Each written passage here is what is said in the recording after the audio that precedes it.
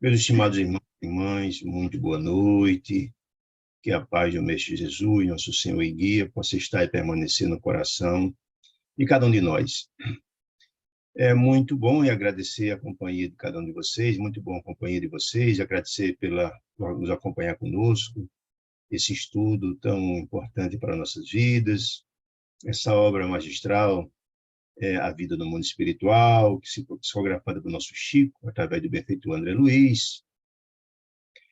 Estamos estudando a obra número 6 dessa coleção maravilhosa, chamada Libertação. E hoje vamos estudar o capítulo 14, chamado de Singular Episódio. Temos, e é interessante compreender que toda a obra de André Luiz, a obra espírita de uma forma geral, ele busca entendermos a vida, a sua importância, o que viemos fazer aqui. Afinal de contas, estudar a obra de André Luiz, por exemplo, é ver a materialização do Evangelho, é compreender que todas nossas ações e omissões, elas reverberam nos dois planos da vida, né?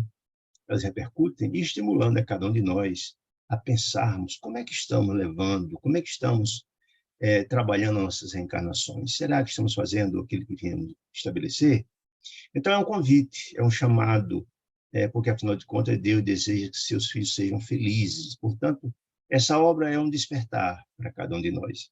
O importante é verificar como é o modus operandi dos trabalhadores da luz, dos trabalhadores de Deus, trabalhadores de Jesus. Eles utilizam como o instrumento, a força motriz, o amor.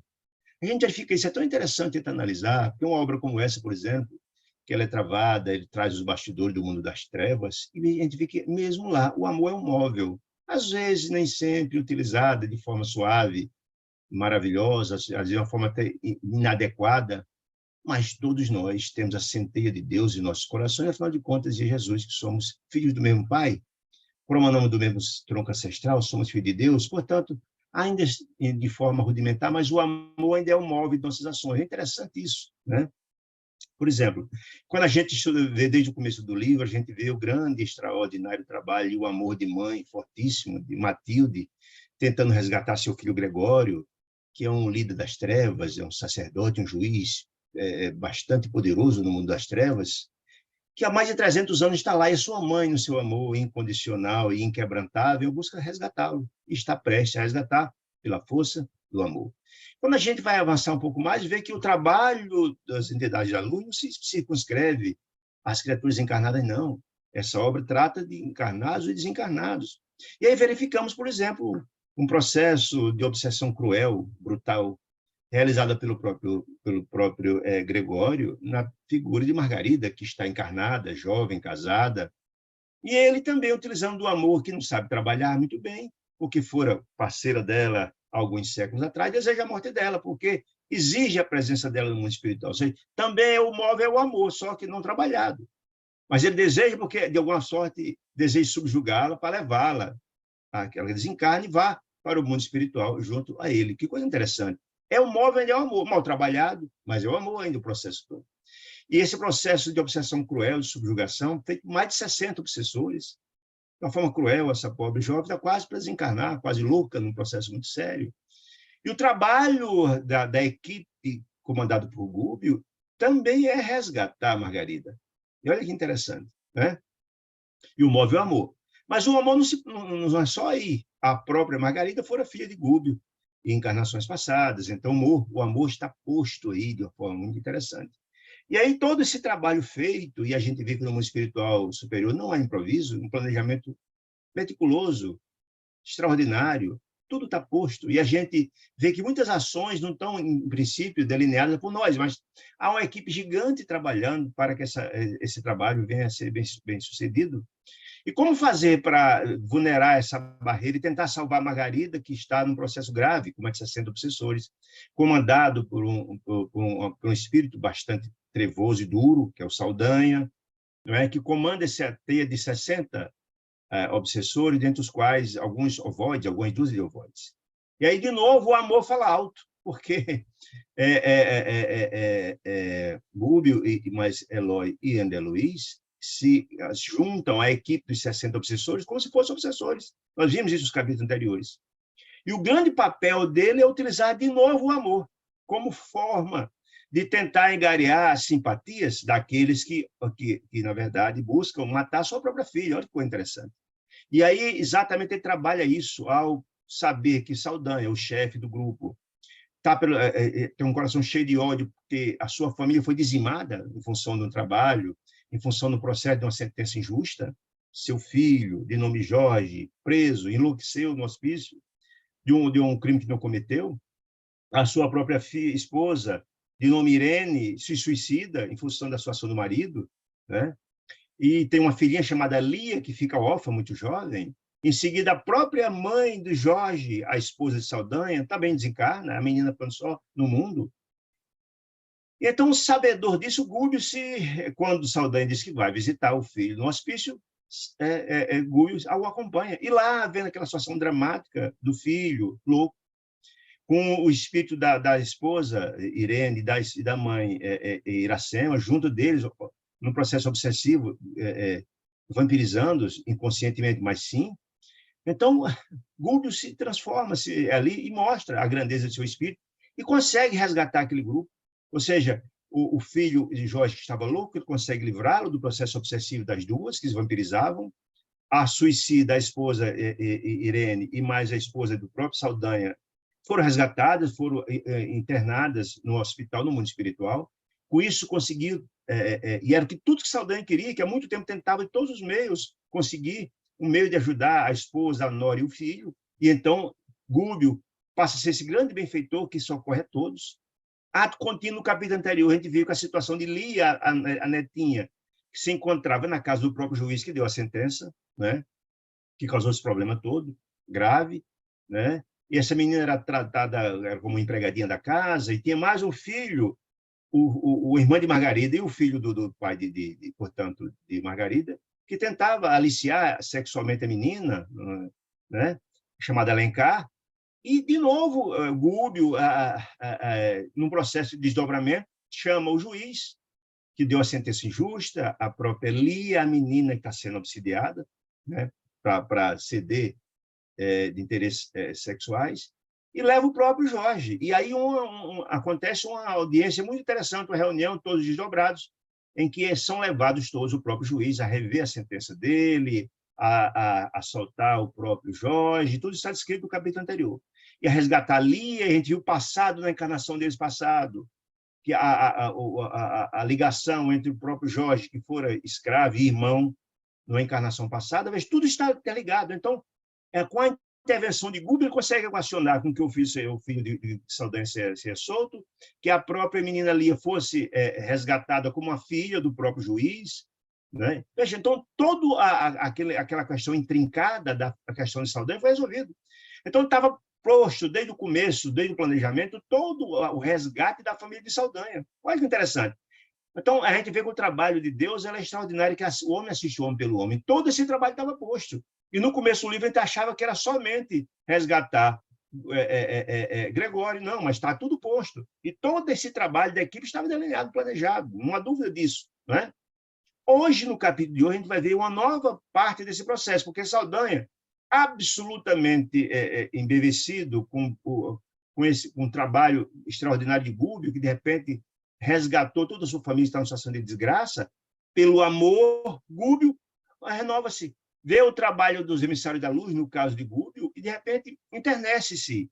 Então, passa a ser um aliado importante de Gúlio nesse processo todo.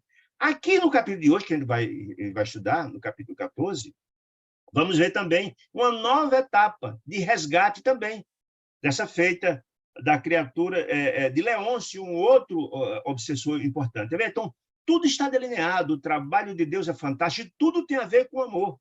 Não tem com a questão de Leôncio, obstante ser ele uma criatura feroz, cruel, como era Saldanha, como era, etc. Também o amor está ligado. Então, o amor é o móvel, é a válvula, assim, é a força motriz do espírito, que move tudo, nem sempre trabalhado adequadamente, mas o amor está acima de tudo. Deixa eu só verificar se a página está passando direitinho. Me diga aí, dona, está tudo bem? Está passando a página, dona Celeste? Está passando? Tranquilo? Muito bem. Então, vamos começar o capítulo de hoje, que chama-se Singular Episódio, para ver a continuidade dessa estratégia extraordinária dos benfeitores espirituais, nessa grande estratégia no trabalho de resgate das criaturas que estão passando situações difíceis, tanto encarnados como desencarnados, os vivos de cá com os vivos de lá. Aí, então, André Luiz começou a narrar assim, penetrando o compartimento que Margarida descansava, lá nos aguardava os dois hipnotizadores em função ativa. Lembra que quando André Luiz, junto com Eloy e Gúbio, se deslocam até o hospício para acompanhar Saldanha, Saldanha deixou, tomando conta de Margarida, do grupo de obsessores, os dois, um dos hipnotizadores, chamado de Leôncio, muito bem, um desses dois hipnotizadores é Leôncio, era o mais esclarecido, ou seja, na ausência de Saldanha, era ele quem comandava aquele grupo. Então, era uma pessoa importante. Era alguém que precisava ser conquistado também na estratégia de libertação de Margarida. Olha que interessante. Muito bem. Gúbio pousou significativo olhar em Saldanha e pediu-lhe em tom discreto. Meu amigo, disse Gúbio, chegou a minha vez de rogar. Ou seja, eu assisti toda a sua família, resolvi o problema de Jorge, o problema de Lia, o problema de Iracema, o problema de Irene, né? E etc. Agora é a vez de eu te pedir, porque sou pai como você era, de coração tão sofrido, buscando lutar pelos seus entes queridos. Revela-me a identificação, talvez tardia aos teus olhos, com relação aos objetivos que empreende aqui. Ou seja, eu estou me revelando agora, eu cheguei na qualidade, diz ele, de obsessor de um grupo, que era uma forma de chegar até aqui, mas hoje verifiquei. Hoje estou me revelando a você como efetivamente era alguém que desejava resgatar. Não era essa criatura obscura. Eu vim aqui com um objetivo maior. E agora era o momento de revelar para você. Depois de ele ter colocado, mostrados como emissário da luz e fazer um trabalho magnífico de resgate da família de Saldanha, por isso que ele está dizendo isso, diz ele. E denunciando a imensa comoção na voz, esclareceu.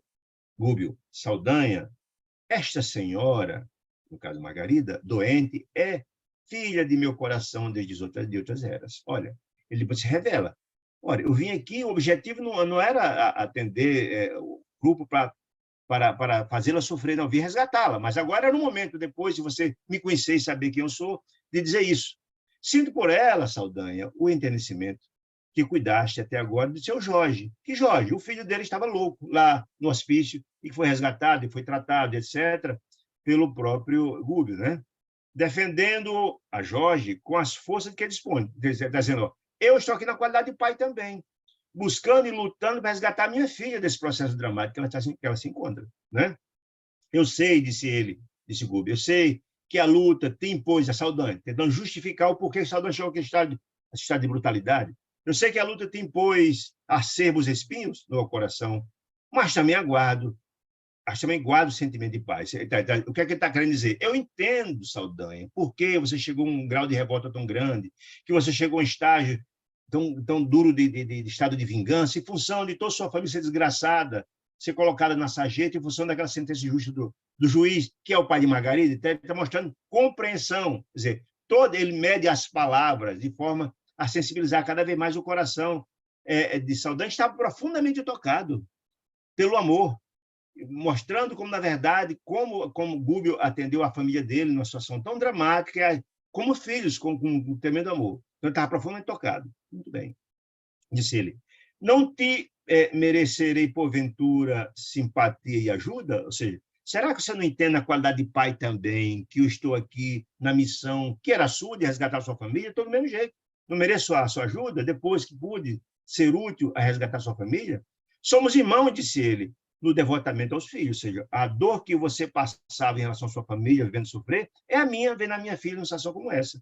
Companheiro da mesma luta. Observei, então, cena comovedora de André Luiz, que minutos antes se afigurava inacreditável.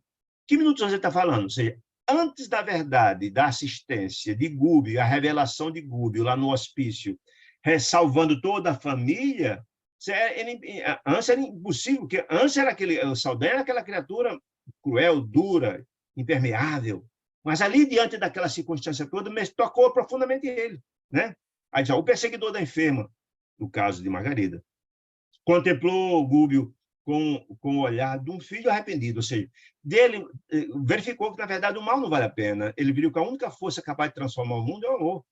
O amor é um sentimento capaz de vencer o ódio, a luz é o único capaz de vencer as sombras, e por aí vai. Ele chegou a essa compreensão porque sentiu na prática, vivenciou isso. O resgate através do amor do trabalho feito por Gúbio, né? Disse ele, grossas lágrimas de Sandra Luiz brotaram-lhe os olhos de quem? De Saldanha, que era aquela criatura grotesca e tal, mas agora está tão sensível. Grossas lágrimas brotaram os olhos, antes frios e impassíveis. Parecia inabilitado a responder, diante da grande emoção que estava dentro daquela situação, né? Diante da emotividade, da emoção que lhe dominava a garganta. Todavia, Gúbio, abraçando-lhe fraternalmente o busto, acrescentou, passamos horas sublimes de trabalho, entendimento e perdão, ou seja, desde a tarde em que Gúbio se direcionou, mas André Luiz e Eloy, na companhia de Saldanha, que começou o trabalho lá no hospício, depois a internação da nora e da esposa de Saldanha, e depois o trabalho pela madrugada para resgatar a conversa com o juiz, com o próprio Jorge, com a própria Lia, ou seja, até a gente está falando dessas horas, né?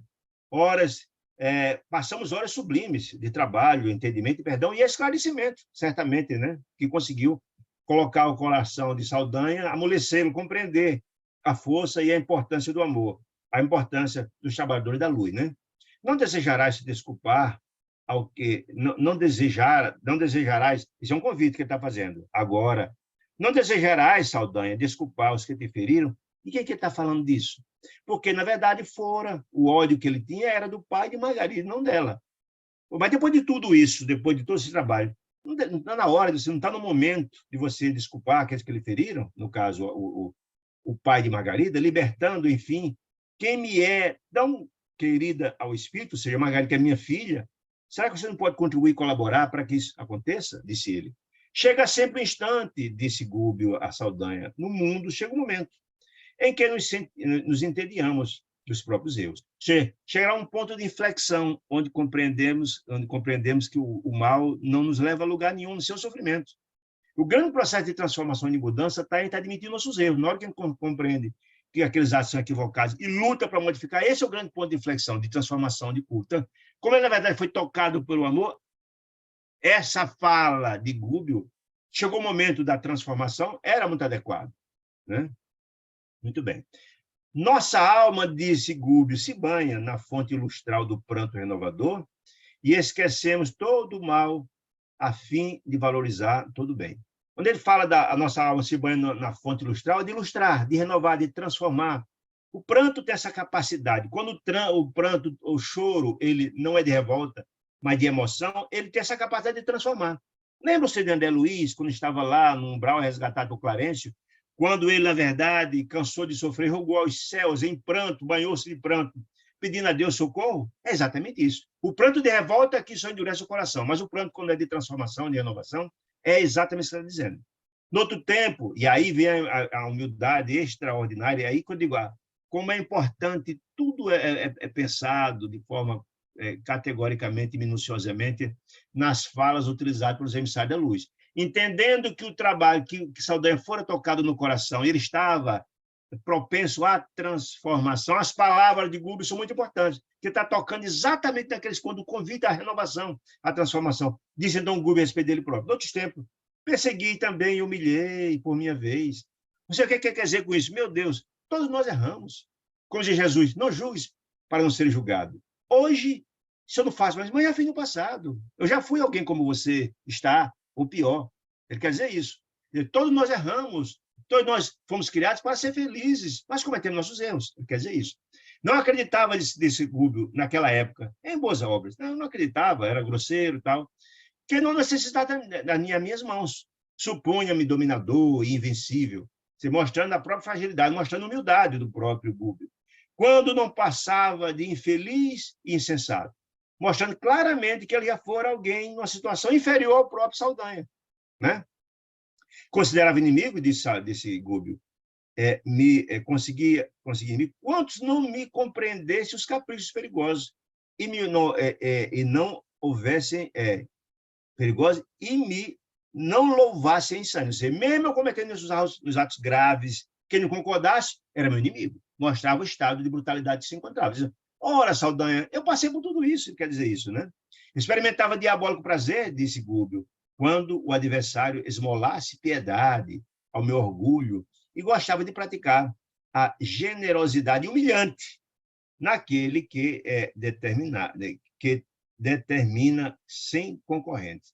Ou seja, ele está mostrando claramente aquela máxima que está no Livro dos Espíritos, que Deus cria todos nós simples e ignorantes. Mas, como somos filhos de Deus, estamos todos fadados à lei do progresso, porque tudo progride, o Espírito não é diferente. Não é? Então, eu já fui tanto quanto você e até pior, para mostrar que ele chegou a um patamar, porque seguiu a luz e não seguiu as sombras. Ele tomou o caminho correto. Era assim, mas me transformei. Isso fala ao coração. Se você está num momento de inflexão, de transformação, é um convite. Né? Mas a vida de Sigúbio, que faz caminhos na própria pedra, se a vida faz caminho na própria pedra, usando a gota d'água. Tem aquela história de... como é que é a história? A pedra, tanto bate até que fura. Tem aquela história?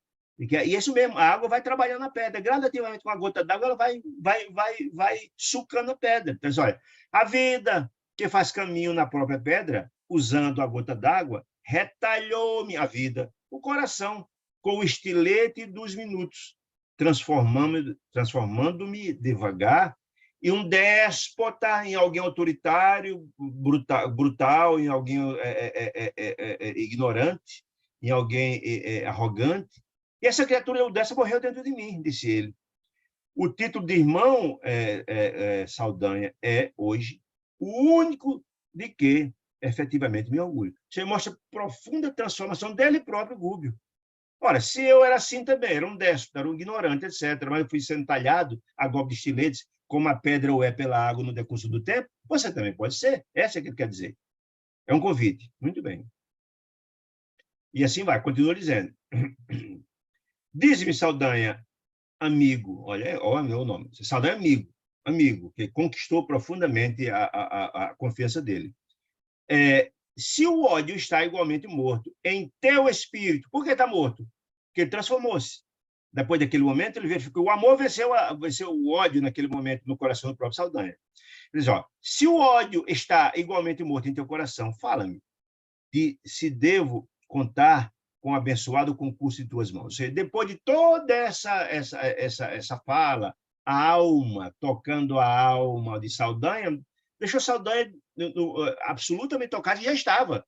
Ele criou todas as condições para conquistar em definitivo o coração de Saldanha e ter ele na qualidade, não de adversário, não, mas de ajudar, de aliado no propósito dele. Disse então, eu e Eloy, André Luiz agora narrando, eu e Eloy tínhamos lágrimas ardentes diante daquela doutrinação emocionante e inesperada. Ou seja, André Luiz se emocionou, mas Eloy vendo aquelas palavras sábias direcionadas à alma de Saldanha, que contagiou profundamente, tocou profundamente. Ele já estava antes já, todo pelo ato de Gúbio, estava profundamente tocado, era transformadora aquela palavra, quer dizer, aquela doutrinação, né? Saldanha enxugou os olhos, emocionou-se, fixou-os, humilde, em Gúbio, bondoso, e asseverou, comovidamente. Ninguém, disse ele, ninguém me falou ainda como tu. Aí aquela expressão de Paulo, que o amor cobre a multidão de pecados. É a força do amor, que, na verdade, Gúbio demonstrou este amor na prática, ao resgatar toda a família, né?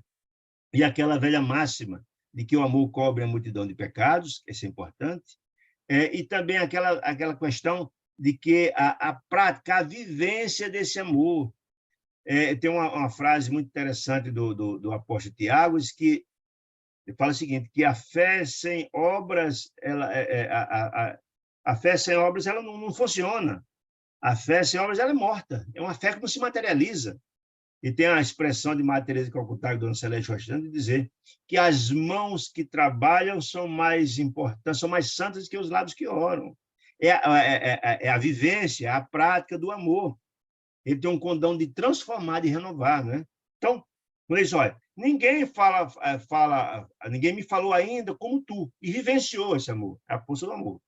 Tuas palavras, disse Saldanha, são consagradas por uma força divina que eu não conheço, ou seja, até então não conhecia, porque ele falava e vivenciava esse amor. toda a obra, o trabalho realizado nas últimas horas, transformou completamente a própria vida, não só de Saldanha, mas também da própria família dele. Porque chegam de Saldanha as suas palavras, chegam aos meus ouvidos, quando me encontro confundido pelos teus atos convincentes. Que atos? A prática, a vivência desse amor, a vivência nos atos vivenciados e praticados por Gúbio, assistindo toda a família que está numa situação dramática e o próprio coração envenenado de Saldanha em função das injustiças que sofreram até então. Estava envenenado por isso. Mas o condão do amor estabelecido e vivenciado ali por Gúbio transformou perfeitamente. Disse então Saldanha: faze de mim o que desejar. Ou seja, ele foi absolutamente conquistado pelo amor, tocado pelo amor e conquistado pela confiança, com a confiança imensa que passou a ter, e o respeito profundo do próprio Gúbio. Adotaste, ele vai explicando por quê, adotaste nessa noite por filhos de teu coração, Gúbio, todos os parentes, em cuja memória ainda é viva, ou seja, o grande ponto de inflexão de afeto dele era para o filho Jorge, a esposa, a nora, a netinha, e ali Gúbio cuidou como se fosse filho do próprio Gúbio naquela noite, resgatando todos. Amparaste o filho demente, que estava louco no hospício, que recuperou-se quando foi retirado a mãe e a nora, que no processo que vivia de vampirização. Ajudaste minha esposa alucinada, que estava como louca, foi internada no mundo espiritual. Protegeste a minha nora infeliz, a suicida, que também foi internada por Gúbio. Socorreste a neta Lia em defesa e repreendeste aquele que tentava abusar sexualmente dela, Alencar, né? O filho do juiz e o irmão de Margarida, os que me perturbavam. Sem motivo disso, você fez tudo após não enlaçar. Como não enlaçar, disse Saldanha? Como eu não poderia negar a você o pedido que me faz de ajudar a sua própria filha? Como não enlaçar agora as minhas mãos, as tuas, na salvação da pobre mulher que amas como filha? Como é que eu posso negar a você um pedido desse depois do que você fez por mim? É isso que quer dizer isso, né? Não, ainda que ela, Margarida, não é o caso, me houvesse apunhalado 1000 vezes, disse ele, teu pedido, após o bem que me fizeste, redimi-la-ia, Margarida, ao teu olhar. Não é o caso, ela nada fez, ele não tinha nada contra ela, tem o pai dela, né? E detendo a custo o pranto, o choro que ele emanava espontâneo, o próprio Saldanha, ex-perseguidor,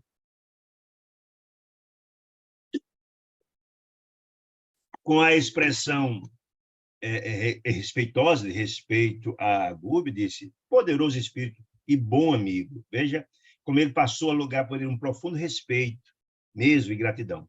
Quem me procuraste na condição de servo apagado, e foi assim, quando Gúbio chegou, dizia que vinha na qualidade de um também obsessor, disse ele: quem me procuraste na condição de servo apagado para acordar-me, ou seja, ele despertou no coração de Saldanha a força do amor, para acordar-me as forças enrijecidas no gelo da vingança.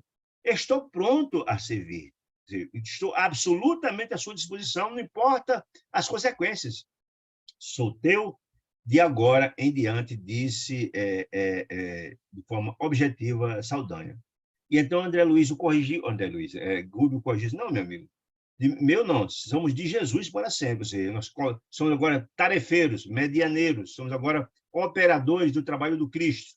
É isso que importa. O trabalho que faço não é o meu trabalho que faço, eu sou o operador do desejo do Pai, do desejo de Jesus. Quer dizer isso.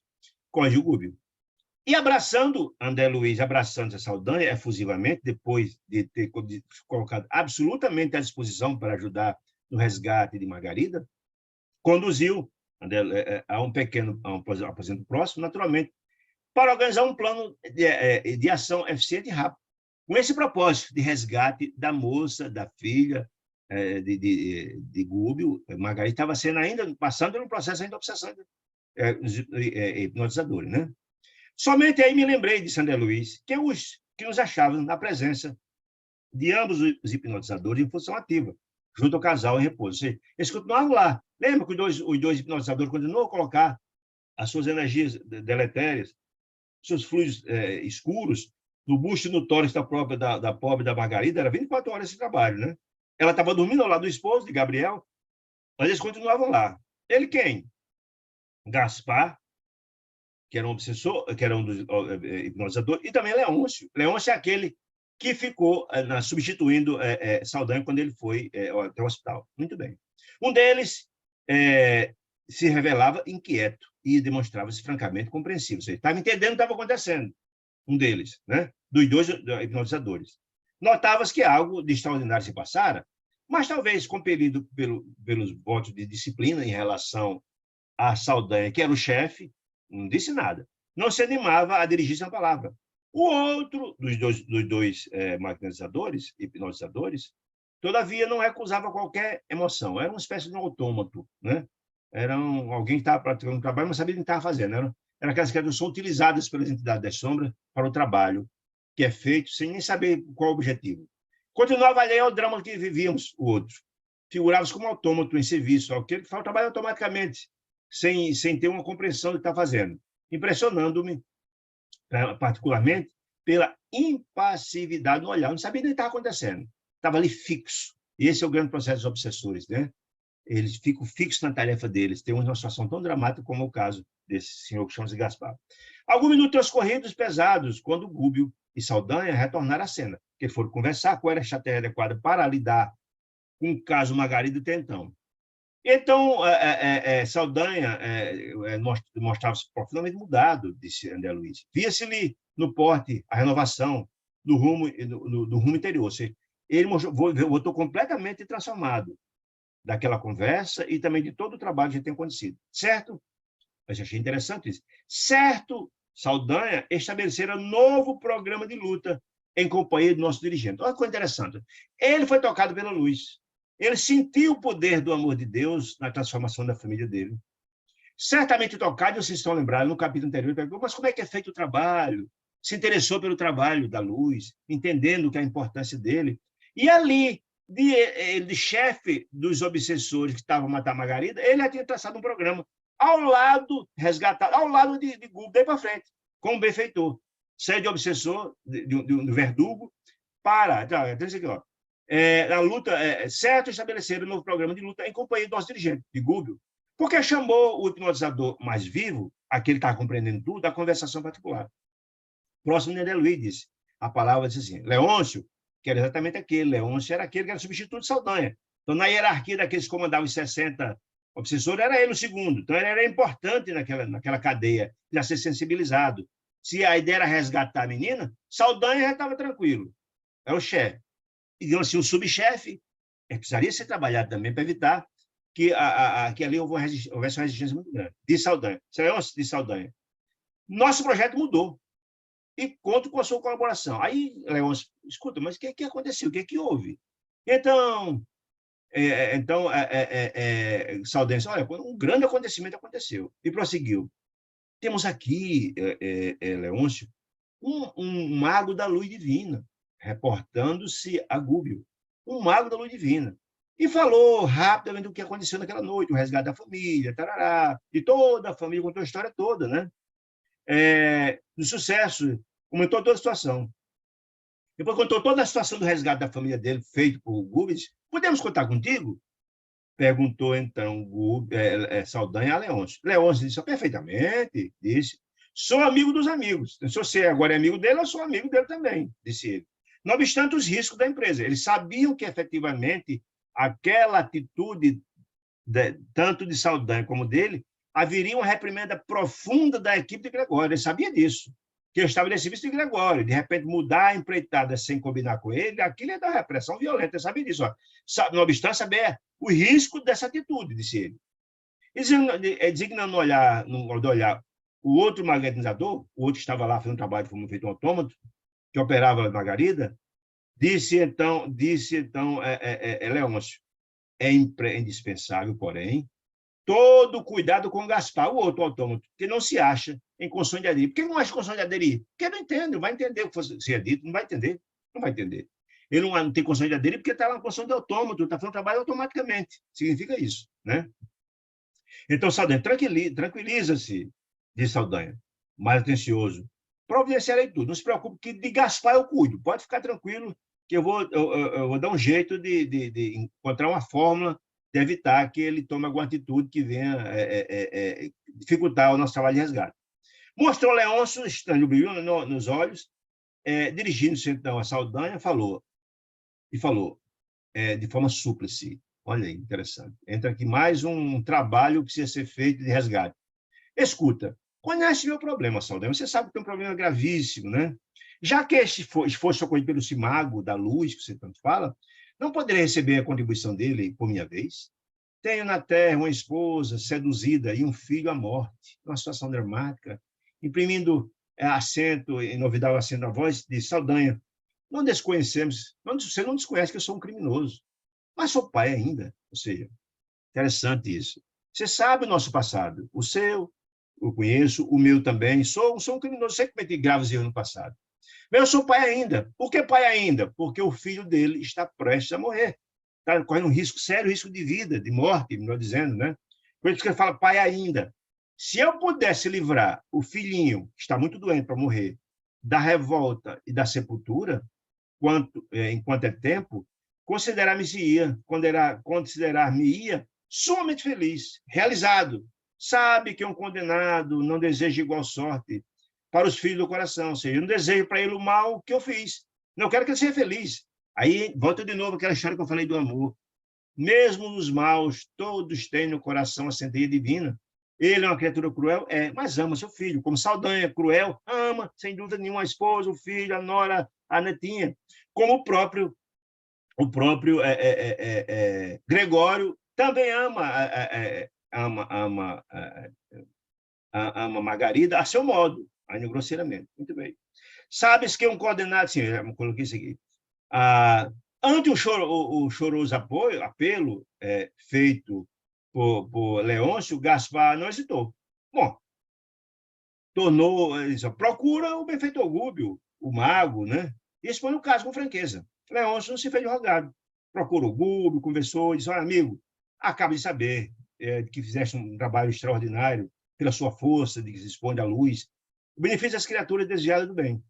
Sabes que, com que devotamente mobiliza a tua força de emissário da luz, a benefício das criaturas desviadas do bem. É aquela velha história que Jesus falava, que são os doentes que precisam de médico. Ele era um doente da alma, né?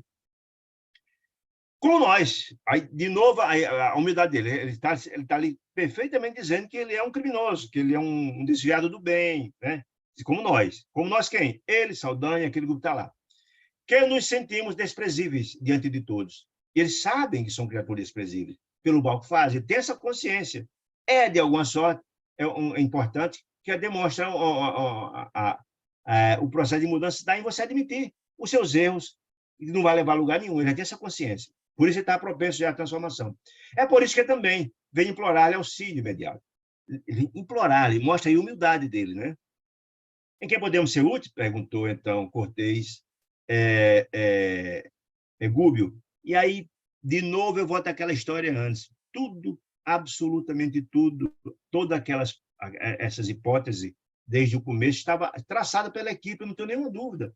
A equipe comandada por Matilde e os benfeitores dela, tudo aquilo estava previsto, não só o resgate de Gregório, mas o de Margarida, da família do próprio Saldanha, e o próprio Saldanha ser resgatado, e agora, sem dúvida nenhuma, do Leôncio.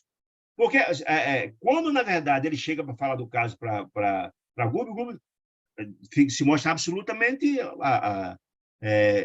disponível, se coloca à disposição, porque certamente Gúbio já sabia de que isso ia acontecer. E outra coisa, ele era absolutamente importante, porque Saldanha era o líder do grupo, já tinha sido trabalhado, conquistado, e agora é importante mais conquistar a situação de Leôncio, que era, digamos assim, o vice na liderança, era o subchefe, digamos assim, né? Aí então começa então a Leôncio contar a história. Olha, eu desencarnei ao longo de 7 anos e deixei no mundo uma mulher e um filhinho recém-nascido, disse ele, né? Obtive realmente o que intentava. Sim, voltei, morri muito cedo, sufocado pelo esgotamento pelo trabalho excessivo, em busca de dinheiro fácil. Quando ele fala de dinheiro fácil, está claro que era um dinheiro ilegal. Ele for alguém, pois que ele lá em cima que era criminoso.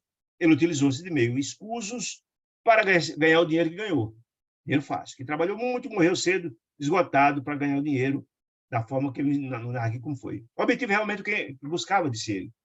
Ganhou muito dinheiro em depósito bancário, que até hoje a esposa, ele morreu há 7 anos, mas até hoje a esposa ainda se mantém com o dinheiro que ele ganhou quando estava vivo, disse ele. O desespero, diz que ele desencarnou materialista como era, sem estar banhado pela luz, porque era um criminoso, alguém que não tinha compreensão da importância da imortalidade da alma, não buscava luz, não buscava o trabalho do bem, né? As pessoas são materialistas quando desencarnam ficam desesperados, porque eles acham que com a morte acaba tudo, que vira santo depois que morre. Mas, ó, o desespero, a ânsia inútil de retomar o corpo abandonado, porque a pessoa acha que não morreu, porque o materialista acha que quando morre acaba tudo. De repente ele se sentia vivo, então queria matar o corpo, né? A vaidade ferida, por quê? A vaidade ferida deixou uma família, uma esposa jovem, na vida, cheia de dinheiro, não podia usufruir. Com a vaidade ferida, como é que eu podia morrer desse jeito? Rico, com tudo para viver e morrer jovem desse jeito. Converteram-me no colaborador desumano de que Gregório, o nosso chefe, tanto se orgulha. Ou seja, ele foi, evidentemente, ele foi recepcionado pelas sombras, que era o lugar dele. Criminoso, revoltado, cheio de revolta no coração. Pronto. Então, se ele está efetivamente na cidade das sombras, uma colônia espiritual de expiação, ele cometeu um crime muito grave. Está claro. Se ele foi parar naquela cidade estranha, uma cidade de expiação é quem comete crimes. Sem dúvida nenhuma, era o lugar dele. Por isso ele diz, olha, fui recepcionado e Gregório se orgulha de mim, porque eu sou essa criatura grotesca, essa criatura vingativa, aos moldes dele. Então disse ele, ai de mim, porém, que me sentia dono exclusivo dos encantos da mulher, que eu adorava, contando a situação dele, né? De 2 anos para cá, disse ele, minha infortunada Avelina, era a esposa dele, passou a escutar as fantasiosas propostas de um enfermeiro que se aproveitou da fragilidade orgânica do meu filhinho para insinuar-se sobre o ânimo da pobre viúva, da pobre mãe, viúva e jovem. O que é que ele quer dizer com isso? Quer dizer, ele desencarnou, deixou muito dinheiro, e o enfermeiro que foi lá na casa dele para atender o menino que estava doente, vendo que ele era bem de vida, a viúva jovem, se interessou por ela. Muito bem. Esse enfermeiro disse ele, chamado para prestar socorro ao menino que estava doente, o filhinho dele, que deixou, quando desencarnou, deixou uma criança nova, depois de um incidente sem importância, mas o enfermeiro chegou lá, e o profissional, o enfermeiro, percebeu as preciosidades materiais da presa cobiçada, ou seja, viu que era uma viúva rica, com recursos, com filho doente, se aproveitou, né? Deu em cima. Desde então, assediou-me a esposa, sem descanso, e passou a envenenar o meu pequeno pouco a pouco, à força de entorpecentes, administrado por ele, seguindo um plano cruel. Ou seja, ele chegou lá, começou, de repente, a conquistar a própria esposa, a Avelina, que estava fragilizada, viúva, com filho doente, ele se mostrando que estava interessado em ajudar o menino, foi conquistando, viu que ela era rica, interessado no dinheiro dela, mas viu no menino um opositor, porque ele tem muito dinheiro, e se o menino continuar, seria o herdeiro dela, começou a envenenar a criança, para matar a minha criança, com interesse de ficar com dinheiro. No decurso do tempo, conseguiu de Avelina quando queria. Dinheiro, ilusões, prazeres para eu conviver com ela, e promessa de casamento. Porque vê a fragilidade dela, se mostrando como ser o cuidador da criança. Muito bem. Até promessa de casamento, conseguiu dinheiro, tudo, estava convivendo com ela. Acredito que o consórcio, o casamento se realizará, disse ele, em breves dias. E já me resignei, disse ele, disse Leôncio. Eu já me acostumei com a ideia de eles casarem, né, com esse acontecimento. Porque a alma encarnada, disse ele, respira sob a teia grossa de pesadelos e exigências, disse ele. Eu entendo até as necessidades, etc, etc. Ele quer casar com ela, com relação a isso não me incomodo mais. Mas o perseguidor embuçado, disfarçado de benfeitor, mas, na verdade, era um perseguidor, queria matar o menino, sentindo que meu filho, um concorrente forte aos bens que amontoei, o dinheiro que deixou, os bens, procura matá-lo, aniquilá-lo, sem pressa, roubando-lhe, calculado e ingrato, o anseio de viver para um futuro digno e feliz, disse ele. E interrompeu-se por alguns instantes, comovido, emocionado com essa história toda, né? Francamente, disse Leôncio, francamente, eu me envergonho de suplicar ao senhor Gúbio um favor. Eu sei que numeroso, sou um criminoso. Eu fico até com vergonha de pedir esse favor. Mas o espírito pervertido como eu, mostra a humildade dele, mostra que ele está preparado, mas um espírito pervertido, como eu, que pede recursos salvadores para os entes amados, guarda a consciência do próprio infortúnio do mal. Olha que interessante, a consciência dele, né? Ele sabe que quem comete o mal vai colher, quem planta o mal vai colher o mal. Mas, olha, recurso para os entes amados, guarda a consciência, eu tenho consciência do próprio infortúnio do mal, que elegeu para inspirar-lhe o caminho. Benfeitor, disse ele, benfeitor Agube, né? Por piedade. Meu desventurado Ângelo, que é o filhinho que está doente à beira da morte, permanece à beira da morte, à beira do túmulo, disse ele. Admito que o fim do corpo esteja marcado para breves dias, porque a situação dele está muito frágil, frágil do ponto de vista da saúde. Ele pode morrer nos próximos dias, perecer. Se mãos amigas e devotadas não nos socorrerem à altura de nossa indigência. O que é que ele quer dizer com isso, gente? Se mãos amigas não socorrerem à altura de nossa indigência, eu sei que eu não posso, não tenho direito, não mereço pedir por ninguém, porque eu não tenho crédito. Eu não posso pedir a intercessão de ninguém, porque eu não tenho crédito, né? Mas estou pedindo por piedade, né? Muita humildade, para ajudar o meu filho, que pode morrer nos próximos dias, se não houver socorro. Mostrando humildade. Ou seja, ele efetivamente era essa criatura brutalizada, já tinha compreensão da brutalidade que era, e que o mal não vai levar a lugar nenhum. Tinha compreensão. Mas pedia a intercessão para o seu filho, que estava para perecer nos próximos dias. Aí disse ele, eu já fiz de tudo, benfeitor, tudo que estava ao meu alcance, de nossas possibilidades. Porém, sou parte integrante de uma falange de seres malvados. Olha a compreensão dele, né? Sou parte, eu fiz o que está ao meu alcance, mas sou parte integrante de uma falange de seres malvados, e o mal não salva, nem melhora ninguém. Ou seja, ele estava pronto, absolutamente pronto para se transformar. Na hora que ele admite que era um malfeitor, que fazia parte de uma falange de malfeitores, que o mal não salva ninguém, nem melhora ninguém, tinha compreensão de tudo, que não merecia, mas estava ali pedindo pelo filho. Isso aí já estava pronto. Aí que eu mostro a importância disso. Quando a gente vai olhar, todas aquelas criaturas estavam prontas para o resgate. O próprio Saldanha estava em condições de, a família, e agora o próprio Leôncio também está preparado. Por isso que chegou o momento de ser resgatado. Isso eu estou dizendo, não há improviso no mundo espiritual mais elevado. Tudo aqui estava traçado, ou seja, está claro que a equipe comandada por Matilde sabia de toda aquela corrente, ela sabia eles tinham compreensão a quem Gube procurar, a quem Gube saber. Certamente Gube sabia. André Luiz e Eloy não sabia, não tinham compreensão, porque não tinha ainda grandeza da alma para ter essa compreensão. Seriam surpreendidos no decurso das ações. Mas certamente Gúbio sabia quem procurar em um momento certo. Porque a gente entender isso, gente. Gúbio estava lá, mas estava em orações, recebendo o tempo todo as informações de Matilde. E Matilde estava acima dela. Toda essa cadeia de orientações vinha seguindo. Como fazer, onde fazer, a quem procurar, conversa agora com fulano, faça assim, faça assado. Não há improviso. Improviso são ações de criaturas imperfeitas, não é o caso deles. Os trabalhadores da luz trabalham com rigoroso planejamento. E há conexão o tempo todo. O tempo todo, através da oração, eles conversam, eles recebem informações. Então, o tempo todo. Ela disse lá atrás, na fase de preparação, que estaria o tempo todo com ele, em pensamento. O tempo todo havia um entendimento entre Matilde e Gúbio, ali também era diferente. Então, ele sabia que, efetivamente, Leôncio estava preparado para transformar. Tanto é que com humildade, dizendo, para a parte, que o mal não leva ninguém a lugar nenhum, tal. Muito bem. Gúbio ia responder a Eloy, depois de tudo isso aqui, ia responder, depois desse pedido feito por Leôncio, Gúbio ia responder, mas Eloy tomou logo à frente. Uma dianteira e com imensa surpresa para nós quem? Para o próprio André Luiz e o próprio Gúbio, perguntou, sem cerimônia, e o nome desse enfermeiro que está prestes a matar essa criança? Quem é esse quase infanticida? Infanticida é matar criança. Quem é o nome desse infanticida? E então, Leôncio falou o nome do rapaz todo, do enfermeiro. Felício, de tal, da família todinha. Quando falou na família, foi pronunciado, o pobre de Eloy quase cai para trás. Ficou meio tonto e tal, para não cair, se apoiou em André Luiz. É meu irmão.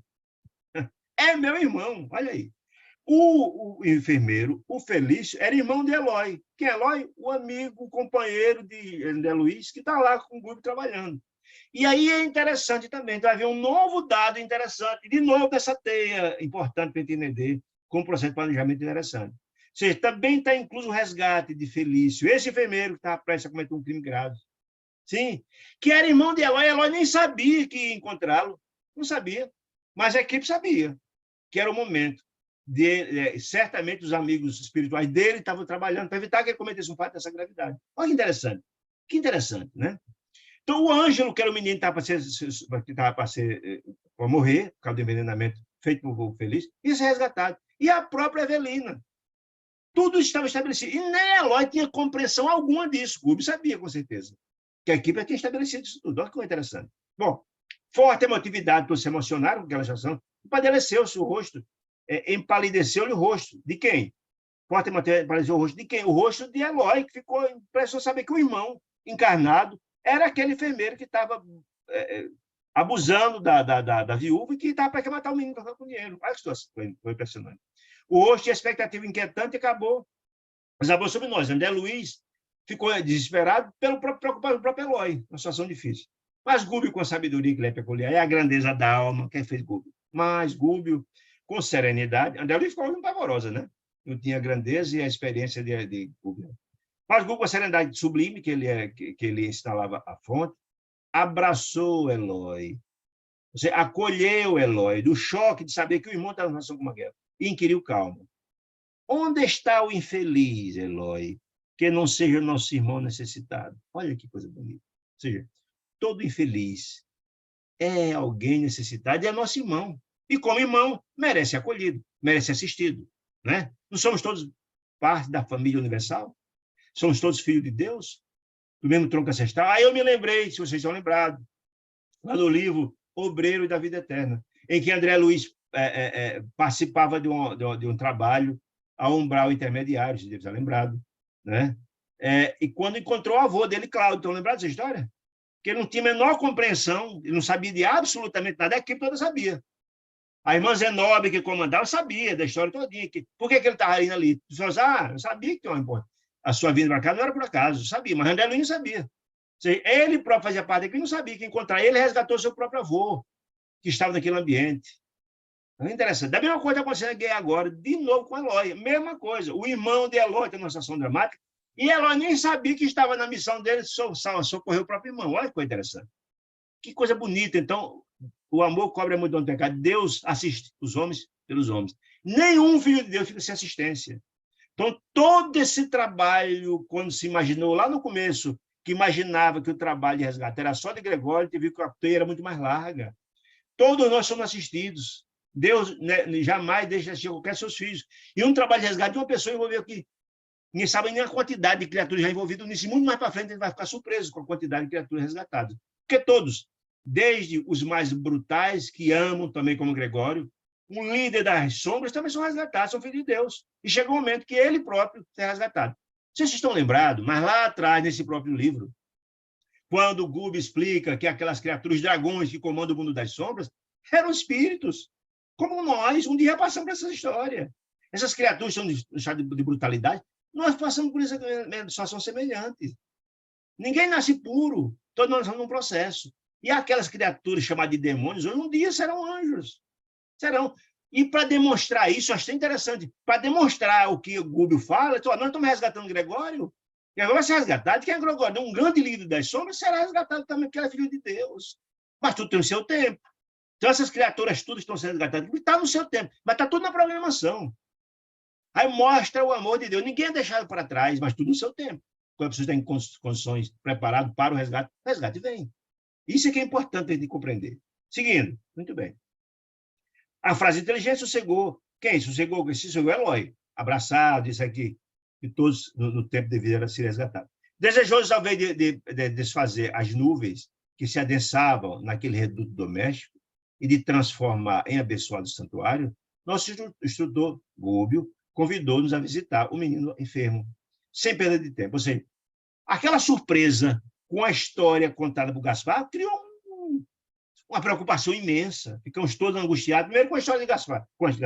De Leôncio, com a história de Leôncio. Contou o infortúnio do filho, estava para morrer, da esposa, do processo do enfermeiro que estava. Criou toda uma angústia daquilo. E quando o Zé Eloy soube que era o irmão dele, aí... Então, a solução imediata foi... Gúbio chamou, vamos lá, sem pressa, vamos lá visitar essa criança para socorrer o filho de Leôncio, porque ele que vai ser conquistado. E estava na programação, resgatar aquele povo todo. Deixá-los sozinhos? Sim, aí a pergunta interessante. Saldanha indicou a figura estranha de Gaspar. Quem é Gaspar? O outro magnetizador, o outro que estava lá obsidiando, o autômato, que parecia surdo, insensível que se passava, e lembrou: deixá-lo-emos sozinho por algumas horas, disse ele, enquanto vão lá cuidar da situação de Leôncio, por algumas horas, disse ele. Aliás, disse Saldanha, precisamos pelo menos de um dia, a fim de fortificarmos a defensiva. Olha aí, por que fazer a defensiva? Porque, sem dúvida nenhuma, a turma de Gregório vem para quebrar quando souber que eles estão descumprindo a ordem dele. Então, no dia para a gente ter a estratégia de defesa, porque seremos atacados, não tem nenhuma dúvida, ele está dizendo isso. Nós estamos desobedecendo a ordem dele. E virá, a rebordosa virá, quer dizer isso, né? Aí só, a fala de Gregório não nos perdoará. Eles virão com gosto de gás para buscar-nos aqui. Nós chutou sorriu e tal, e ausentamos-nos. Bom, aí Leôncio narra aqui o caminho, Leôncio foi à frente para mostrar onde é que era, onde morava, encontraram uma casa bonita, organizada, elegante, aí Leôncio, é aqui que é a casa. Entramos, os aposentos diversos, a dona da casa, quem? Dona Avelina, Dona Avelina, e o enfermeiro dormiu. Quem é o enfermeiro? O irmão de Eloy, de nome Felício, né? Dormiu, os dois dormiam, os corpos estão lá dormindo, enquanto um pequeno, simpático gemia. Que menino era esse? Era a criança chamada Ângelo, o filho de Leôncio. Gemia quase imperceptivelmente, demonstrando angústia e mal-estar. Notava-se nele a devastação operada pelos tóxicos insistentes. E todo dia, em doses homeopáticas, era aplicado pelo enfermeiro nele para matá-lo. Profunda melancolia estampava no olhar da criança de Ângelo. Leôncio, o temido perseguidor, abraçou o hipnotizador, abraçou e esclareceu. Aí o amor de pai, né? Mesmo aquela criatura embrutecida, tinha muito amor. O veneno sutil, disse ele, que ingere em doses diminutas e sistemáticas, invade-lhe o corpo e a alma, disse ele. Fios magnéticos, disse André Luiz, invisíveis, ligavam ali o pai e filho, a força do amor, né? O elo. Porque o menino, num lance comovedor, embora de a prostração, ou seja, a debilidade do corpo físico, do problema que se achava, contemplou embevecido o retrato grande do paizinho na parede, suspenso na parede, e falou, súplice baixinho, ou seja, sentiu, de alguma sorte, a lembrança, a presença do pai, né? Papai, onde está o Senhor? Tenho muito medo, disse ele. Lágrimas ardentes seguiram-lhe a prece inesperada, e o magnetizador de Margarida, até então se figurava um gênio horrível, prorrompeu-se em pranto emocionante. A criança sentiu a presença do pai. Papai, paizinho, onde está o Senhor? Tenho medo. Começou a chorar e fazer uma prece para o pai. Aí ele não aguentou, começou a chorar, um pranto convulsivo, né? O pai, o Leôncio, o hipnotizador. Muito bem. Gúbio ausentou-se por momentos e regressou trazendo Felício, o enfermeiro, provisoriamente desligado do aparelho fisiológico. Desdobrado. Ele não estava dormindo lá? Pegou o espírito dele desdobrado e trouxe até aquele local onde estava quem? Onde estava Eloy, onde estava Leôncio, onde estava Ângelo, onde estava André Luiz, etc. Muito bem. O rapaz, que é o enfermeiro, Felício, não obstante semi-inconsciente, foi desdobrado, ao avistar Eloy, um irmão desencarnado, e junto ao menino doente, junto a Ângelo, que é quem ele queria matar, procura recuar quando vê aquela cena, né? Sabia que vinha um chumbo grosso. No impulso de pavor, mas Gúbio o segurou sem contexto, sem aspereza. Meu colega abeirou-se, que é meu colega? Eloy, se abeirou-se dele do irmão, já de fisionomia transfigurada, o que demonstra efetivamente que Eloy era um espírito ainda no processo de formação, porque você que vai socorrer alguém, você não pode ter ira, não pode ter revolta, tem que ter profundas equilíbrio, né? O colega beirou-se dele já com fisionomia transfigurada, mostrando insatisfação com o gesto do irmão, buscando dirigir-lhe a palavra, mas aí Gúbio, no entanto, afagou com a destra e avisou: Eloi, não interfiras, disse Gúbio, não interfira. Não te encontras em condições sentimentais de operar com êxito. Aí você vê a diferença. Que diferença? A diferença é imensa do nível evolutivo de Gúbio e de Eloi. Porque desde o começo que Gúbio chegou e viu a filha prestes a morrer, sendo o tempo todo obsidiada por 60 obsessores, ele não tomou atitude nenhuma vez, porque sabia que se tomasse poderia criar um problema, manteve-se a segurança, mesmo sofrendo por dentro, manteve-se o equilíbrio, que era importante. Ali, o Eloi, diante daquela situação, já quis partir para cima do irmão para aconselhar, indignado. Mostra a diferença da grandeza espiritual de um e de outro, né? A indignação afetiva, mesmo que você ama, mas com indignação pelo erro dos outros, denunciar-te-ia, disse Gúbio, a inabilidade provisória para atenderes a higiene de serviço. Você, da forma como está alterado, você não vai ajudar a resolver o problema. Tem que ter equilíbrio, meu irmão. Do jeito que você está, você não vai ajudar em nada, só vai atrapalhar. Muito bem. Mas disse um conselho, atuarás no fim. No fim, aí você pode conversar com seu irmão. Olha, isso é interessante. Depois você está equilibrado, depois estiver pacificado, resolvido, aí você conversa com seu irmão. Em seguida, Gúbio aplicou passes de despertamento infeliz, que estava lá desdobrado, enfermeiro, despertamento infeliz, para que a mente dele acompanhasse a lição daquela hora, compreendesse o que ia ser dito naquela hora. Isso é importante, né? Deixando no mais alto estado de consciência que ele fosse possível, mesmo dormindo. Notando que o paciente passou a fixar-nos. Quem paciente? O enfermeiro, né? Feliz, a fixar com muita consciência André Luiz, Eloi, o próprio Leôncio e a criança, né? Naquela hora, dentro do mais alto, sabe assim, fixar com mais clareza, envergonhado e espantado. Quem envergonhado? Porque ele sabia que estava fazendo coisa errada. E espantadíssimo porque estava ali diante do irmão de Leôncio, que ele também conhecia perfeitamente, e ficou espantado, com medo, espantado e muito envergonhado pela ação, que ele sabia que estava fazendo errada. Né? Fitou Eloi, o irmão, positivamente amedrontado, com medo do irmão, que sabia que havia uma coisa errada, e reparando Leôncio a chorar ao lado do filhinho, de Ângelo, fez novo movimento de recuo, interrogando agora. O quê? Este monstro aí chora? Com Leôncio. Este monstro aí chora? Gúbio aproveitou a pergunta brutalmente desfechada contra Leôncio e interveio sereno. Aí deu a lição que ele precisava ouvir, né? Não conhece você, Felício. Há um pai o direito de se emocionar, de emocionar-se ante um filhinho perseguido e doente, perseguido por você e doente, prestes a morrer. Você não acha que tem o direito de estar ali chorando, emocionado diante da situação, preocupado? Sei apenas que ele disse Felício. Sei que ele é, para mim, um inimigo implacável, disse ele, né? Com insofreável animosidade. E reconheço de perto, disse Felício. É o marido de Evelina, aquela que ele está abusando dela e está, enfim, tentando casar e buscar os bens dela. A princípio disse ele, via Leôncio apenas uns odiosos retratos que tem pela casa toda. Depois passou a flagelar-me nas horas de sono. Claro, o cara está tentando matar o filho dele, tentando abusar dos bens da família. E queria o quê? No sono. Escuta, disse Gúbio, com inflexão de carinho. Quem está assumindo a posição de adversário em primeiro lugar? O coração dele, o coração de Leôncio, é humilhado e ferido nos sentimentos mais altos que possui? Ou o teu, que tramou o deplorável projeto de conquista sentimental de uma viúva indefesa, porque estava fragilizado com o filho doente, né?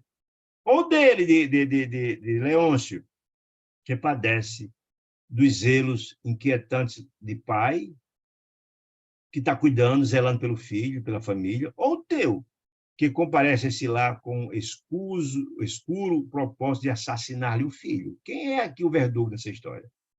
Mas Leôncio é morto, disse o enfermeiro. Mas Leôncio é um morto. E aí? Suspirou o enfermeiro, desapontado.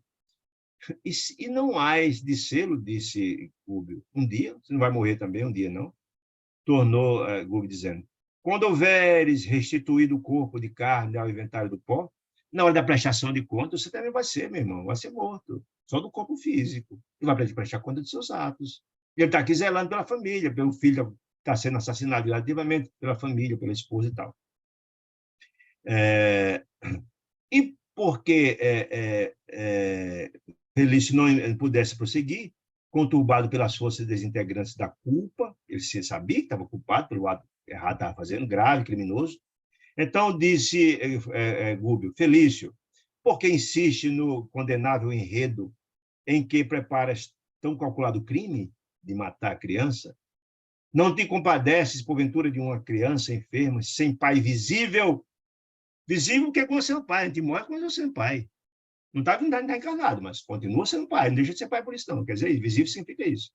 Tens Leôncio na conta de um monstro, por defender o frágil rebento, a criança do coração, como uma ave que ataca, ainda que imponente, na ânsia de preservar o ninho. Às vezes você vê um bem-te-vi atacando uma águia que vai buscar o filhote no ninho, que vai roubar o filhote, e ela ataca porque se defender. Isso é a mesma situação dele. Está defendendo a família, lutando para defender a família. Quer dizer, então, porém, quer dizer, porém, desse Gúbio, de você, meu irmão, que não vacilas em devastar este santuário, essa casa, tão somente com o intuito de gozo e poder, de gozo, de usufruir da situação da viúva, de fragilidade, e de poder do dinheiro. Como interpretar-te o gesto lastimável de um enfermeiro que vale o divino dom de aliviar e curar para perturbar e ferir? Lembra que você tem uma missão de curar, de assistir, de curar as pessoas, de aliviar as dores dos outros, de curar. E você está aqui perturbando esse lar e ferindo de morte uma criança? Felício, a experiência humana, disse Gúbio, confrontada com a eternidade em que se movimentará a consciência, é simples sonho, ou um pesadelo de alguns minutos. Ou seja, a atual vida, a encarnação, é um sopro, é um pequeno lapso, uma foto dessa grande eternidade de todos nós. E você quer aproveitar? Pode ser um sonho, se bem trabalhada essa encarnação, ou um pesadelo, se você utilizou mal essa oportunidade, porque certamente você vai colher o que plantou, não tenho dúvida disso. Tá dizendo. Por que comprometer o futuro, a eternidade, ao preço do conforto ilusório de alguns dias, da pequena encarnação? Esquece que você vai prestar conta no futuro?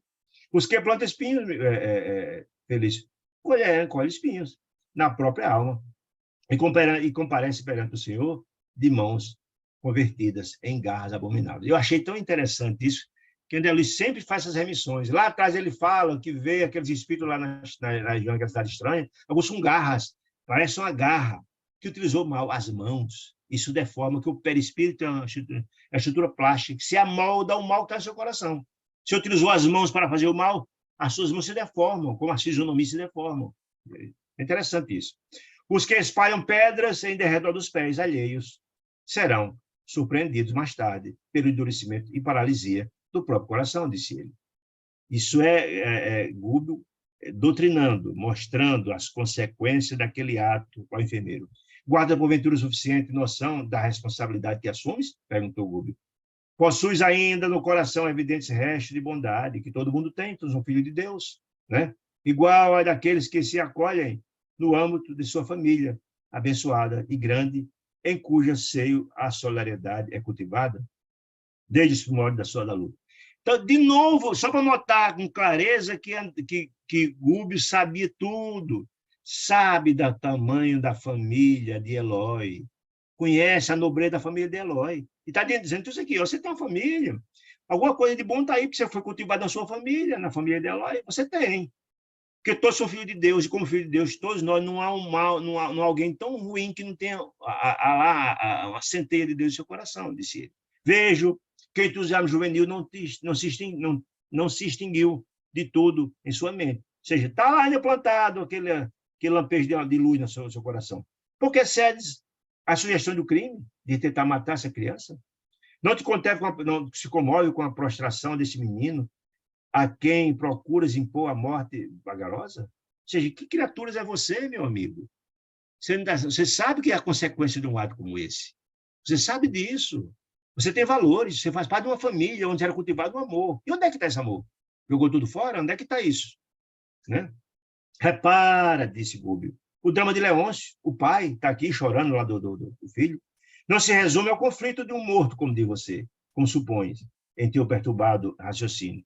Ausculta-lhe o coração de pai amoroso e dedicado, porque ele achava que ele era um monstro. Como assim? Está aqui cuidando do filho, cuidando da casa?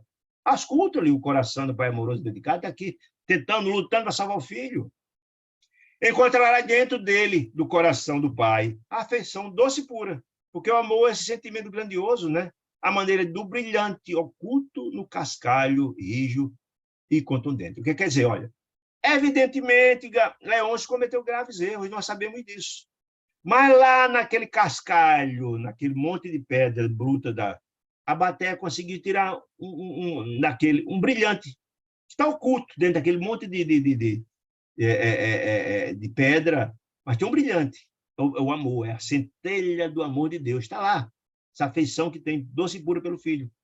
O irmão de Eloy pousava em nosso engúbio, os olhos medrosos, espantado, depois que Gúbio colocou ele, meu amigo, o que você está fazendo? Você sabe as consequências disso, você sabe o que vai colher depois. Mostrou tudo, deixou as claras, mostrando as consequências daquele ato, que virão depois, que ele vai morrer também, vai prestar conta dos seus atos. Ninguém foge a isso. Está aqui, todos eles morreram. O próprio Leôncio morreu, seu irmão morreu, mas estão aqui, ó. Ninguém morre. E irão encontrar certamente as consequências dos seus atos. Quer dizer isso. Vamos deixar claro disso. Ó. Ninguém morre e acaba tudo que você imagina, não. Depois de leve pausa, o Gúbio continuou. Aproxima-te, você. Aproxima de quem? Vem cá, vou aproximar você aqui de seu irmão. Vou apresentar você aqui de André Luiz. Vou apresentar você de Leôncio e de Ângelo. Vem para cá, todo pertinho. Se aproxima aqui do grupo, disse Gúbio, né? Aproxima-te. Vem a nós. Vem até onde nós estamos aqui. Perdeste a capacidade de amar, meu amigo? Perguntou Gúbio. Olha aí que coisa forte. Perdeste a capacidade de amar? Leôncio é teu amigo. Leôncio não tem nada contra você especial. Tem contra o ato que está praticando. Mas contra você não tem. É teu amigo. É nosso irmão. Felício gritou com invisível expressão de angústia, depois que sentiu todo esse drama, as consequências de seus atos. Né? Quero ser bom, disse o enfermeiro, disse Felício. Quero ser bom, mas não posso. Não posso porque tento melhorar, mas não consigo, e não consigo, disse ele. Em voz entrecortada pelo soluço, chorando, se tomou consciência, depois de toda a doutrinação feita e de mostrar as responsabilidades do seu ato, por Gúbio, acrescentou. E o dinheiro? Como é que eu vou resgatar meus débitos contraídos? Eu preciso do dinheiro, por isso eu quero casar com a Evelina. Não é por amor nem coisa nenhuma, esse é o objetivo dele. Né? Por isso eu quero matar também o menino, que eu preciso ficar do dinheiro sozinho, disse ele. Né? Em outras palavras. Sem um casamento com a Avelina, a solução é impraticável. Eu devo muito, e a única forma que eu tenho de pagar essa minha dívida é casando com ela. Ali, o móvel não era um amor, coisa nenhuma, era interesse econômico, só isso. E ainda mais grave, queria matar o menino para ficar tudo com recurso o dinheiro todinho, disse ele. Nosso dirigente abraçou o Segúbio, olha aí, a força do amor, né? Abraçou ele e aduziu e disse: e acreditas você, Felício, que vai resolver os compromissos financeiros, provocando dívidas morais que te atormentarão por todo indeterminado, por tempo indeterminado, para a eternidade? Você já tem que prestar conta disso, meu amigo. De Jesus, que todos nós temos que pagar até o último centavo. Você acha que vai resolver seu problema de agora e o futuro, como é que fica? Disse ele. Ninguém te proíbe, olha aí, o meio termo. Porque lá atrás, Leôncio disse que, bom, se ela quer casar, o próprio dinheiro é outra história. Eu quero salvar meu filho. E agora ele trouxe essa questão. Ninguém te proíbe do casamento. Nem Leôncio, o organizador dos bens. Que ganhou dinheiro todo dia que você quer aproveitar. Nem Leôncio, o organizador dos bens materiais, de que pretende dispor, discricionariamente. Te poderia induzir à abstenção nesse sentido. Ele não quer evitar de obrigar a não casar. Desde que Evelina queira. Não, o objetivo é esse. Os atos de cada homem e de cada mulher arquitetam o destino, ou seja, cada um assume suas responsabilidades dos seus atos, disse ele. Né? Somos responsáveis por todas as deliberações que perfilhamos ante o progresso, os programas do Eterno, de Deus, e não poderíamos interferir no teu livre-arbítrio, nem o teu nem o de Evelina. Se vocês querem casar, o problema é de vocês, ninguém quer evitar, nem está no desejo de vocês, no desejo de vocês. Mas te pedimos concurso e benefício da vida frágil da vida frágil desse menino que deve continuar. Querem dinheiro? Disse Gúbio. Você quer dinheiro? Recurso que te faça respeitado ou temido pelos outros homens? Pergunta é essa, né? Convence-te, porém, Felício, porém, de que a fortuna é uma coroa pesada demais para a cabeça de quem não sabe sustentá-la. Ou seja, a prova do dinheiro é uma prova muito difícil. Você quer saber quem é a pessoa? Dê poder e dinheiro, diz no popular, e é fato. Nem todo mundo está em condições de ter poder e dinheiro, que muitas vezes utiliza muito mal. E, às vezes, diante do dinheiro fácil e do poder, você se chafuda e se compromete muito mais. Quer dizer isso, a prova do dinheiro é muito pior do que a da miséria, em outras palavras. E costuma arrojar, disse ele. Quem? Essas criaturas sem maturidade. Arrojar a poeira, o erro, o crime, através do cansaço e da desilusão, todos aqueles que senhoreiam, que têm a posse desses recursos fáceis, sem horizonte largo para o trabalho e a benemerência. Se você não utiliza o dinheiro como mero usufrutuário para fazer uma boa aplicação do dinheiro, trabalhar para o bem, utilizar dinheiro para o bem das pessoas e da coletividade, nós somos meros usufrutuários, não tem que prestar conta disso lá na frente. Quer dizer isso. Olha aí, se você quer dinheiro, tudo bem. Agora, entenda que dinheiro é algo que pode, inclusive, atrapalhar profundamente se você tem maturidade para ter explicação. Não importa, pois, que comandes os valiosos depósitos de prata e ouro que Leôncio amontoou, inadvertidamente. Por que inadvertidamente? Porque também foram, ele utilizou, possivelmente, de forma ilegal, certamente ele utilizou de forma criminosa. Mas se você quer casar, tudo bem. Porque aprenderás você, na prática, com os anos, que a felicidade, meu amigo, a felicidade não está medida em cofres que a ferrugem consome. Não. A ferrugem está, em outras palavras, como Jesus dizia, naqueles bens que a traça não come e o ferrugem não corrói. É esse o tesouro que a gente leva. Esse do dinheiro material que você também não leva, né? Esse não traz felicidade, às vezes pode, se não utilizado para o bem, pode trazer graves consequências. Todavia, disse Felício, disse Gúbio, interessamos-nos por tua promessa em favor dessa criança, de Ângelo, extenuada, de sofrimento e prestes a morrer, em função do envenenamento que está aplicando gradativamente sobre ela. Poupa-lhe um corpo termo, novo, e aguarda o futuro. Aguarda o futuro, você colherá o bem que está fazendo, que você fizer, quer dizer isso. Não tragas para o reino da morte semelhante delito. Você não assuma um compromisso, um erro dessa gravidade, que você vai se arrepender profundamente e vai ter para achar condenado, né? Que te confinaria o espírito. Olha o que ele está vaticinando. Que te impuseria, se você assim cometer, impuserá, e que se impusera, confinaria o seu espírito a furnas trevosas de expiações generadoras. Ou seja, você vai parar no mundo das sombras. Desse mundo, quem comete crime, vai para lá. Se for meras provas, não vai para lá. Mas quem tem as expiações, vai lá para a região das sombras. São mundos expiatórios. E se você cometer, certamente vai redundar, você desencarnar, vai porque é no mundo de sombra, não tem nem dúvida disso. Está escrito claro isso. Né? Ante a interrupção que se impusera, natural, Felício quis dizer alguma coisa para justificar-se, mas não pôde. Engasgou, não tinha o que justificar. Gúbio, todavia, prosseguiu, sereno. Casa-te, se você deseja. Esbanja a reserva preciosa desse lar, se for seu desejo. E se não souberes entender a tempo, se não acordar a tempo a sagrada missão do dinheiro, que não é para esbanjar, Deus nos dá os recursos para deles utilizar de forma adequada.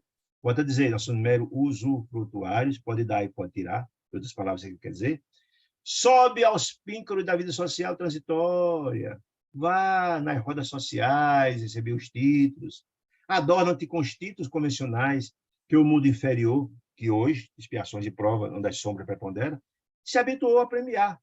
As criaturas sagazes, as espertas, as espertalhonas como você, né?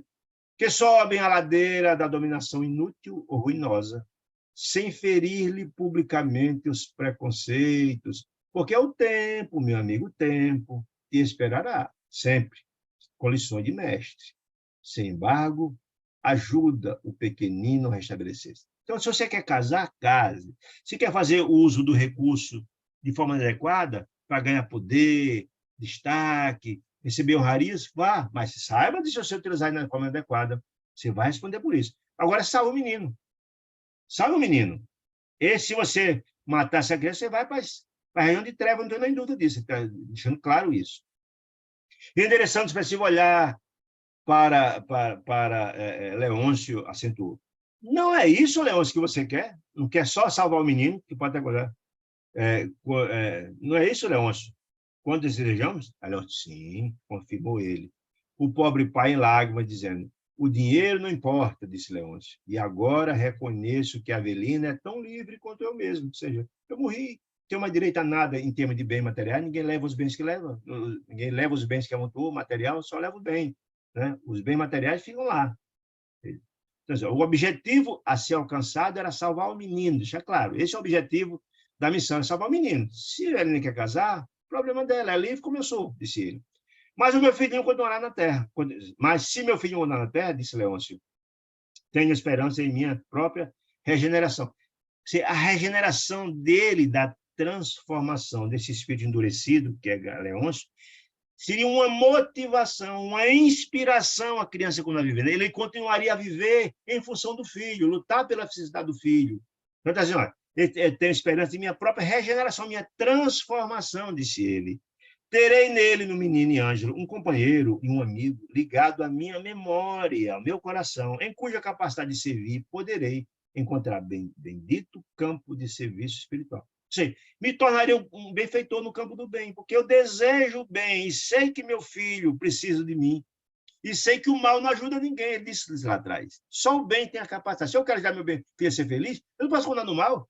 Ele é o estímulo para me renovar, me transformar, porque eu vou poder ajudar ele. Esse quer dizer, em outras palavras.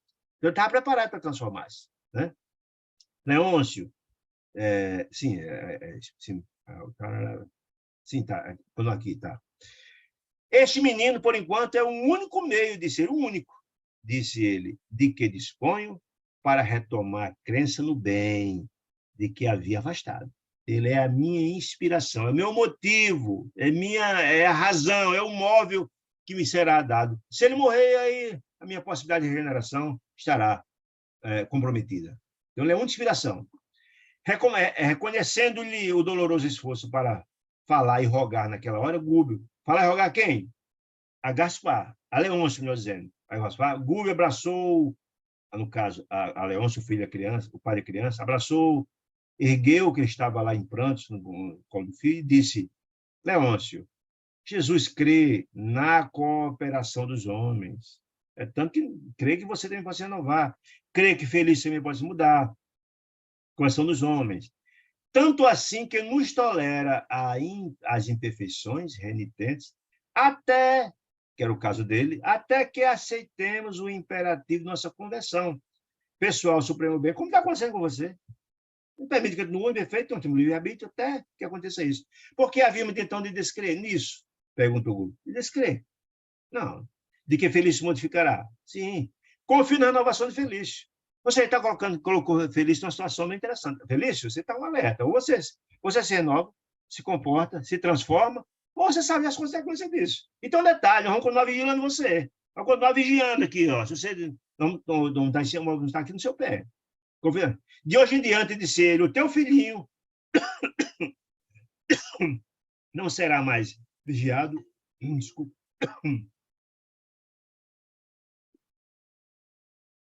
Disse ele, de hoje em diante, seu filhinho não será mais vigiado por um perseguidor que quer matá-lo, e sim protegido pelo desvelado benfeitor, digno de nosso concurso fraterno. O que significa concurso fraterno? Nossa ajuda, mas também de nossa vigilância. Que ele, Felício, tenha cuidado, vamos estar aqui o tempo todo, para ajudá-lo, no sentido de soerguer, de transformar, de melhorar ele, e também ajudar a criança. Ah, se der errado, a gente está aqui para cobrar dele. Então, Felício, vencido por semelhantes palavras, ajoelhou-se diante de nós e jurou, em nome da justiça divina, prometeu amparar a criança como verdadeiro pai. Olha aí, tocou o coração. Mas quando eu falo que, na verdade, estava implícito a transformação e o resgate ali, do turma toda, de Leôncio, de Ângelo, de Felício e de Avelina, estava tudo no mesmo pacote. Tudo estava previsto. Certamente Gúbio sabia disso, sabia que era o segundo naquela escala de vigilância lá em Margarida, a ser conquistado, e sabe que era o momento de conquistar, de ter, quando já tinha conquistado Saldanha, era o momento de conquistar também. Leôncio para o projeto de salvar Margarida. Olha que coisa linda. Olha a força do amor. O amor cobre a multidão de pecados, né? Transforma as criaturas, como aqui, chamadas às responsabilidades, mostrando que, na verdade, o bem, a luz, a paz e a fraternidade é o único caminho que leva à felicidade, a caridade, os princípios estabelecidos no Evangelho de Jesus, e mostra que o mal só traz o mal. Foi mostrado isso com todas as letras para todos, né? Em seguida, reergueu-se e tentou beijar as mãos de Gubi. Quem? Felício. Quando se sentiu que prometeu diante de todos, se ajoelhou diante de todos e prometeu diante da justiça divina que não mais cometeria mal aquele menino e a partir de não ser como um pai para a criança. Tentou beijar a mão de Gúbio, mas Gúbio se absteve com muita humildade sempre e recomendou Gúbio a Eloy, o irmão de Felício, e a mim e a André Luiz, conduzisse ele estava desdobrado ao corpo dele, que estava dormindo, né? Enquanto ele mesmo, Gúbio, aplicaria passe de fortalecimento ao doentinho, a quem em Ângelo, que estava ruinzinho, ele ia aplicar os fluidos para melhorar. Felício abraçou-se a nós dois. Depois daquela conversão, daquela transformação, Felício abraçou-se com quem? Com Eloy, o irmão, e com André Luiz. Abraçou, convertido, verdadeiramente. Abraçou a nós ambos. E depois de nosso auxílio, por reajustar-se no aparelho canal, o espírito dele foi levado, André Luiz e Eloy, colocou ele no aparelho canal para ele despertar, acordou no leito, em copiosas lágrimas, depois dessa experiência que ele lembrou, da experiência. O lance, porém, não terminou aí, disse André Luiz, não, forçando a situação de algum modo. Eloy, o irmão, que lá atrás, Gúbio falou que no final poderia intervir, e ele captou talvez a mensagem do próprio Gúbio, forçando a situação de algum modo, Eloy inoculou-lhe no irmão intensa energia, que tinha acordado, não tinha acordado, inoculou intensa energia magnética na esfera ocular, nos olhos, e o irmão, quem? O irmão que acordava, Felício, enfermeiro, apalermado e assustado, viu-nos acordado. Viu ambos, quem? O espírito de Eloy, o irmão, e André Luiz, ambos, por alguns segundos. Boquiaberto, assombrado, não sabia o que dizer. Porque ele tinha terminado de acordar de um sonho e tudo aquilo. Ele viu os dois ali. Mas Eloy acercou-se dele. O irmão veio, viu que ele estava acordado, cercou-se dele com benéfica indignação. Interessante essa expressão, benéfica indignação. Ele estava revoltado, mas queria começar para o bem. Benéfica indignação, resplandecendo, a resplandecer nos olhos, mostrando olho a olho a ele, exortou francamente: se assassinares este menino, eu mesmo te punirei. Eu, né? Eu, não é Leôncio, eu te punirei. O enfermeiro, acordado, vendo o irmão dizer isso em espírito, proferiu um grito horrível, deixou cair no travesseiro a cabeça desfalecente, perdendo-nos de vista. Neste instante, acreditei, diz André Luiz, com sinceramente, que a promessa de Felício seria cumprida integralmente. Depois de ter se convertido no Deus dobrado, o irmão deu o recado de ele acordado. Amigo, se você mata eu mesmo venho te punir. Veja, meus irmãos queridos, quanta informação bacana. Que bacana ver como os trabalhadores da luz operam, né? O trabalho. E que nada, absolutamente nada acontece por acaso. O acaso não existe. Todo esse trabalho, lá delineado no começo do livro, tem uma teia imensa de filhos de Deus necessitando de assistência e todos eles estão sendo assistidos. Meus amados irmãos, alguma dúvida ficou? Se ficou, será um prazer poder respondê-los. Se não, eu quero agradecer demais a companhia generosa de cada um de vocês, desejar uma semana de muita luz, de muita paz, de muita saúde, uma celeste figura da sua gripe. Que Deus abençoe a todos nós. Fique com Deus, saúde e paz a todos.